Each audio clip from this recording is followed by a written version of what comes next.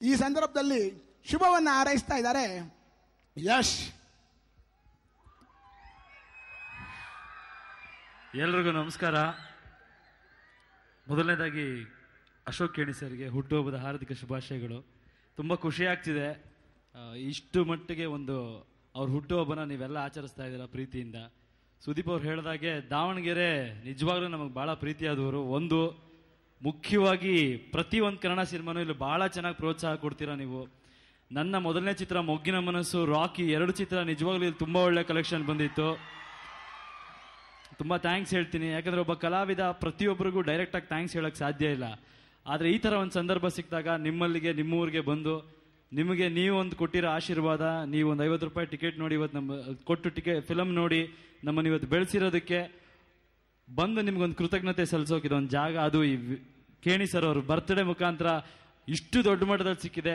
ಎಲ್ರಿಗೂ ನಾನು ಮತ್ತೊಮ್ಮೆ ಥ್ಯಾಂಕ್ಸ್ ಹೇಳೋಕೆ ಇಷ್ಟಪಡ್ತೀನಿ. ದಾವಣಗೆರೆಯಲ್ಲಿ ಇನ್ನೊಂದು ಇತ್ತೀಚೆಗೆ ತುಂಬ ಸಾಕಷ್ಟು ಒಳ್ಳೆ ನೆನಪುಗಳಿವೆ ನಮಗೆ. ಕ್ರಿಕೆಟ್ ಮ್ಯಾಚ್ ಆಡಿದ್ವಿ.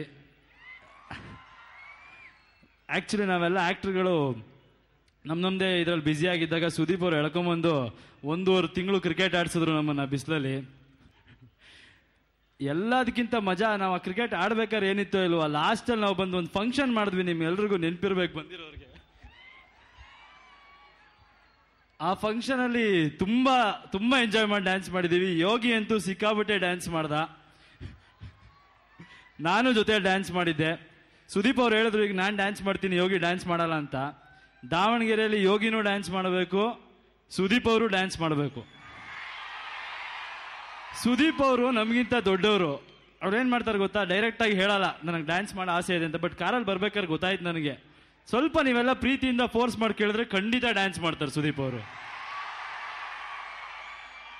ತುಂಬ ಒಳ್ಳೆ ಡ್ಯಾನ್ಸರ್ ಅವರು. ಭಾಳ ಪ್ರೀತಿಯಿಂದ ನೀವು ಕೇಳ್ಕೊಂಡ್ರೆ ಖಂಡಿತ ಡ್ಯಾನ್ಸ್ ಮಾಡ್ತಾರೆ. ಒಳ್ಳೇದಾಗಲಿ. ಇನ್ನು ಎಲ್ಲದಕ್ಕಿಂತ ಮುಖ್ಯವಾಗಿ ಇನ್ನೊಂದು, ನನ್ನ ಸ್ನೇಹಿತ ಸಚ್ಚಿ ಕೇಣಿ ಸರ್ ಅವರ ಬರ್ತ್ಡೇನ ಲಾಸ್ಟ್ ಟೈಮ್ ಮಂಡ್ಯಲ್ಲಿ ಆಚರಿಸಿದೆ. ತುಂಬ ಕಾಳಜಿಯಿಂದ ಈ ಫಂಕ್ಷನ್ಗೂ ನಮ್ಮೆಲ್ಲರೂ ಭಾಳ ಪ್ರೀತಿಯಿಂದ ಕರೆದು ಇಲ್ಲಿ ಇದು ಮಾಡಿಕೊಟ್ಟಿದ್ದಾರೆ. ಅವ್ರು ಒಳ್ಳೇದಾಗಲಿ. ಇದೇ ರೀತಿ ಕೇಣಿ ಸರ್ ಇನ್ನೂ 100 ಕಾಲ ಬದುಕಲಿ, ಒಳ್ಳೇದಾಗಲಿ ಎಲ್ರಿಗೂ. ಯೋಗಿ ಮಾತಾಡ್ತಾನೆ. Thank you.